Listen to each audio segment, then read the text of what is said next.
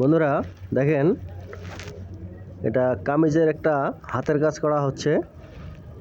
কিভাবে হাতের কাজ করতে হয় দেখেন, আপনারা সহজে এভাবে হাতের কাজগুলো করতে পারবেন। কামিজ সেলাই করার পর আপনারা যারা কামিজের কাজ করেন, হাতের কাজ করেন, তাদের জন্য এটা খুবই গুরুত্বপূর্ণ।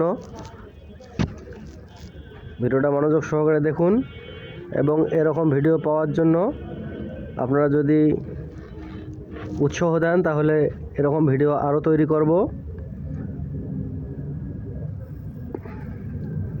দেখেন এভাবে কিভাবে হাতের কাজগুলো করতে হয়। এটা খুবই সহজ কাজ। যারা ঘরে বসে কাজ করতে চান তারা এই জিনিসগুলো ফলো করবেন, আপনারা কাজ শিখতে পারবেন। তাহলে দেখুন, পরবর্তী ভিডিও যদি আপনারা চান তাহলে আমি ভিডিও নিয়ে আসব। আপনারা জানাবেন আপনাদের মতামত কেমন লাগলো।